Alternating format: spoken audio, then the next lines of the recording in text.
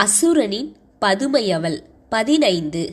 என்ன பேச்சு பேசுற அம்மு, உனக்கு ஏதாவது ஆகியிருந்தா என்னோட நிலை என்றவன் பேச்சில் கோபத்தை விட அதிக அக்கறையே தெரிந்தது.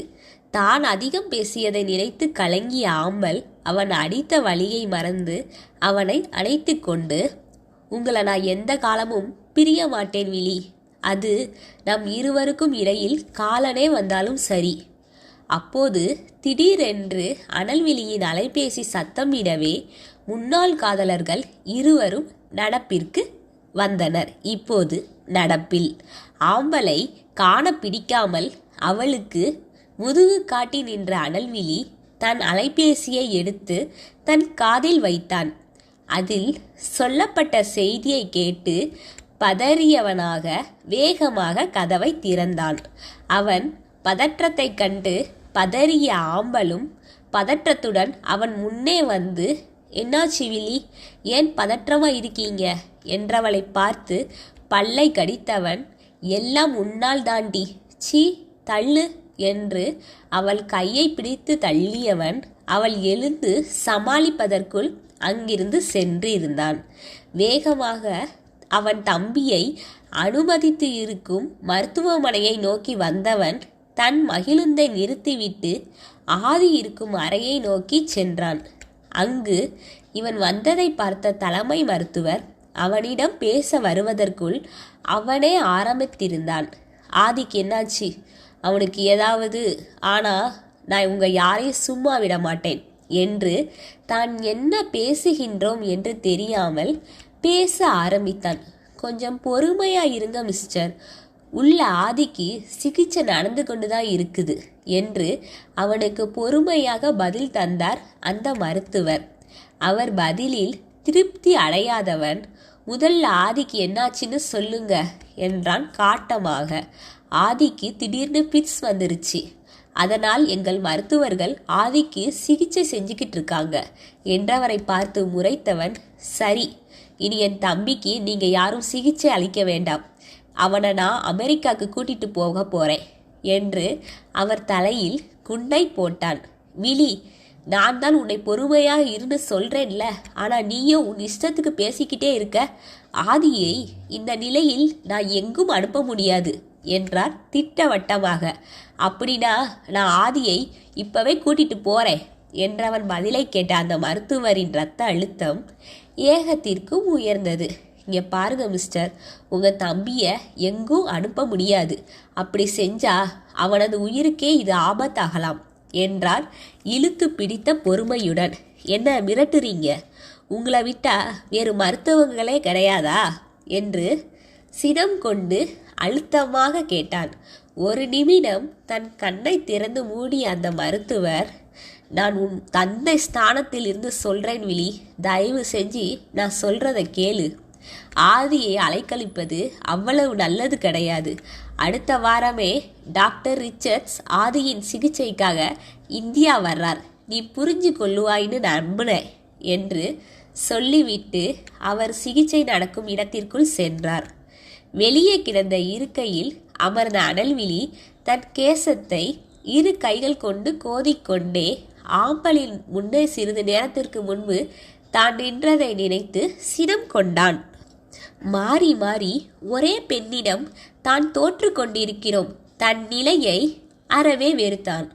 ஆனால் இது அவளின் மேல் தான் கொண்ட காதலின் மிச்சம் இன்னும் தன் மனதில் உள்ளது என்பதை அவன் அப்போது அறிந்திருக்கவில்லை.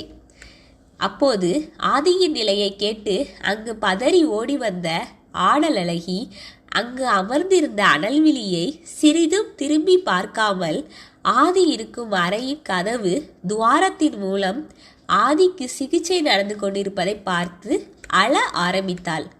அனல்விழியும் அவளை கண்டு கொள்ளவில்லை. அவனோ தனி உலகத்தில் அல்லவா தத்தளித்து கொண்டிருந்தான். ஆதியின் இந்த நிலைக்கு கண்டிப்பாக ஆம்பல் காரணமாக இருக்க மாட்டாள் என்று அவனது ஒரு மனம் சொன்னாலும் அவனது இன்னொரு மனமோ, அவள்தான் இதையும் விட பெரிய பாவத்தை உனக்கு செய்துவிட்டு தானே சென்று இருக்கின்றாள், இன்னொருவன் கையால் தாலி வாங்க அவளுக்கு எப்படி மனது வந்தது? அவளைத்தான் இன்னும் அதிகமாக காயப்படுத்த வேண்டும் என்றது அவன் மனது. தன்னுடன் ஓருடல் ஈருயிராக இருந்துவிட்டு இன்னொருத்தனை திருமணம் செய்ய அவளுக்கு எவ்வாறு மனது வந்தது என்று தன்னைத்தானே கேட்டுக்கொண்டது அவனது இதயம். ஆம்பலின் நினைப்போடு அவளுடன் வாழ்ந்த தித்திப்பான நாட்களும் அவனின் கண்முன்னே தோன்றி அவனை இம்சை செய்தது. ஆம், தித்திப்பாக இருவரும் டெல்லியில் ஒன்றாக வாழ்ந்து அங்கேயே சுற்றி திரிந்த நாட்கள். முதலாக அனல்விழி ஆம்பலை பார்த்தது டெல்லியில் நடந்த தொழில்துறை கூட்டத்தில்தான். ஆம்பல் அப்போதுதான் தன் படிப்பை முடித்துவிட்டு தாயகம் திரும்பியிருந்தாள். கதைகளில் வருவதைப் போல இருவரும் ஒருவரை ஒருவர் பார்க்கும்போது ரசனையாக ஒன்றும் பதிந்து கொள்ளவில்லை.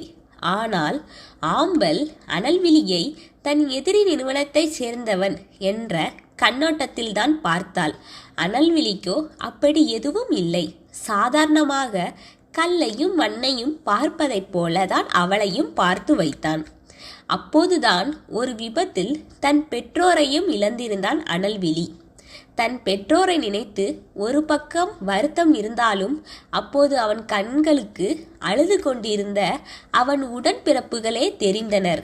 தன் தம்பி தங்கை பொறுப்பையும் தன் தலைமேல் சுமந்திருந்ததால் ஏற்கனவே இறுக்கமாக இருப்பவன் இன்னும் பாறை போல் இறுகி இருந்தான். பள்ளியில் இறுதியாண்டு படித்து கொண்டிருந்த தங்கையை அங்கிருந்த விடுதியில் சேர்த்தவன் சென்னையில் இருக்கும் நிறுவனத்தின் பொறுப்பை ஆதியிடம் தந்துவிட்டு டெல்லியில் நஷ்டத்தில் இயங்கிக் கொண்டிருக்கும் பாண்டியன் ஸ்டீல் நிறுவனத்தின் பொறுப்புகளை ஏற்றிருந்தான். ஆம்பல் டெல்லியில் உள்ள ஒரு புகழ்பெற்ற பல்கலைக்கழகத்தில் டிப்ளமோ சேர்ந்திருந்தாள். அந்த கூட்டத்தொடர் முடிந்ததும், இது வெளிநாடு மாதிரி கிடையாது பாப்பா, இங்கு நீ ரொம்ப கவனமா இருக்கணும் என்று ஆம்பலுக்கு அறிவுரை வழங்கினார் ஆம்பலின் தந்தை விஸ்வநாதமூர்த்தி. அதெல்லாம் நான் பார்த்துக்கிறேன் அப்பா, நீங்க முதல்ல கிளம்புங்க என்று சலித்து கொண்டாள். அதுக்குள்ளவா, எனக்கு இன்னும் விமானத்துக்கு நேரம் இருக்குது பாப்பா, உன்னை நான் அப்பார்ட்மெண்ட்ல விட்டுட்டு போறேன் என்றார் அவரும். அப்போது அவர்களிடம் சொந்தமாக விமானம் இல்லை. அதெல்லாம் ஒன்றும் வேண்டாம், நான் பார்த்துக்கிறேன்ப்பா என்றவள் அவர் கூப்பிடுவதை காதில் வாங்காமல் டாக்ஸியில் சென்றிருந்தாள். அந்த டாக்ஸி மேல்தட்டு மக்கள் மட்டுமே வசிக்கும் ஒரு பெரிய அபார்ட்மெண்ட்டில் சென்று நின்றது. டாக்ஸிக்கு பணத்தை செலுத்திவிட்டு 40வது மாடியில் இருக்கும் தனது வீட்டிற்குள் நுழைந்தவளுக்கு புன்னகை மின்னியது. அவளின் பெட்டி படுக்கையெல்லாம் முதலிலேயே வந்திருந்தது. பால்கனி சென்று பார்த்தவள், இனி நான் சுதந்திர பறவை என்று கூறி கத்தினாள். வெளிநாட்டில் படிக்கும்போது அங்கிருந்த தன் மாமாவின் வீட்டில்தான் தங்கினாள்.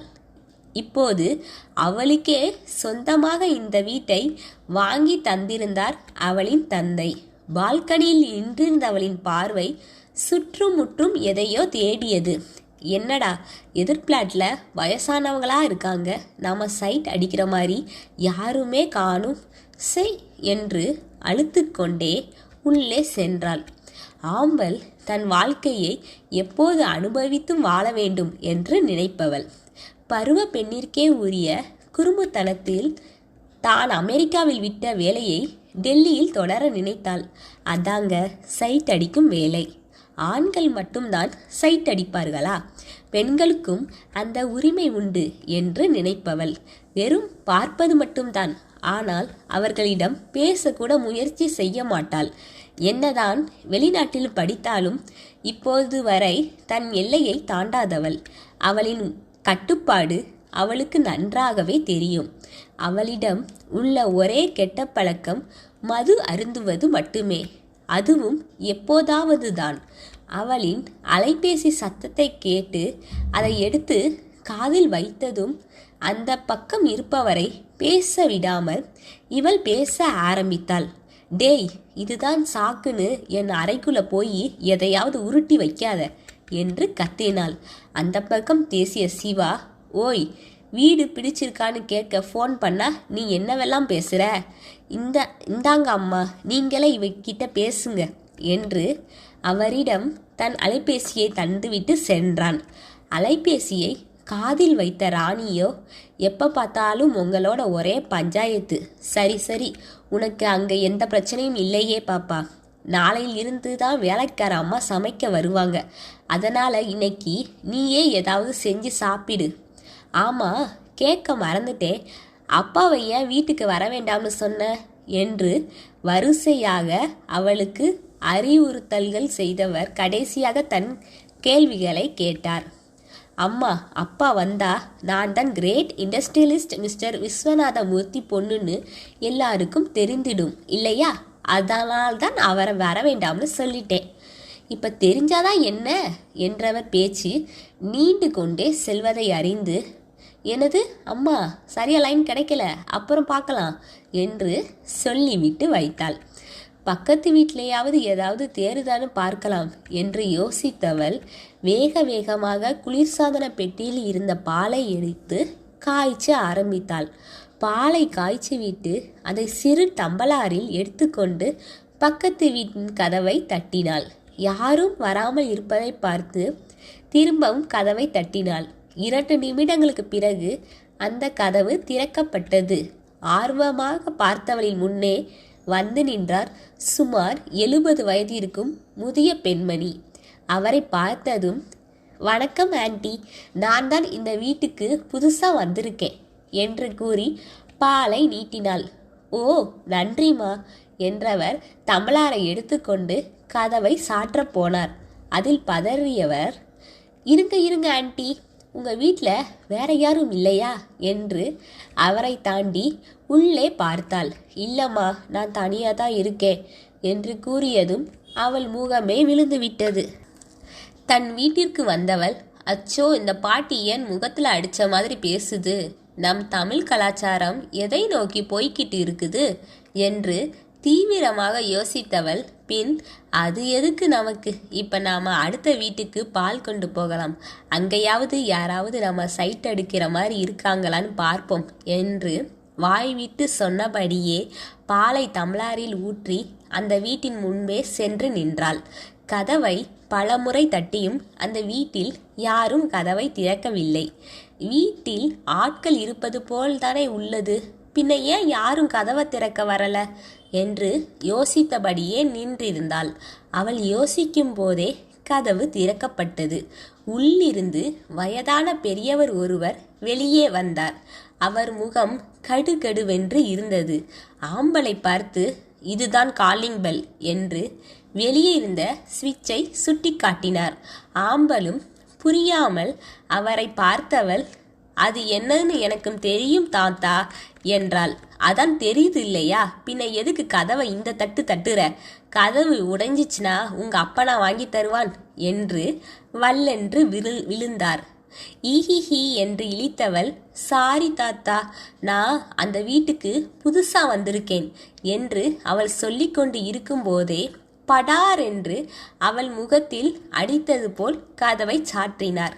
சுத்தி சுத்தி இப்படி ஓல்டிஸ் இருக்கும் இடத்துல வந்து வீடு செலக்ட் பண்ணான் பாரு என் கடன்கார அண்ணன் என்று தன் அண்ணனையும் திட்டிக்கொண்டே கோபத்தில் வேகமாக திரும்பினாள். அவள் திரும்பிய வேகத்தில் கீழே தண்ணீர் சிந்தி இருப்பதை கவனிக்காமல் அதில் காலை வைத்தாள். அவள் வேகமாக திரும்பியதால் அவள் கையில் இருந்த பால் டம்ளருடன் மேலே சென்றது. சரியாக எதிர்த்த வீட்டில் இருந்து தன் வீட்டின் கதவை திறந்து கொண்டு வெளியே வந்தான் 6 அடி உயரத்தில் ஆணழகனாய் இருந்த ஒரு வாலிபன். அவன் சரியாக வெளிவந்த நேரம் அந்த பால் முழுவதும் அவன் தலைமேல் டம்ளருடன் விழுந்தது. தன்னை சரிபடுத்தி கொண்டு எழுந்த ஆம்பலின் முன்னால் பாலாபிஷேகம் செய்யப்பட்ட நிலையில் கோப விழிகளோடு நின்றிருந்தான் அந்த வாலிபன்.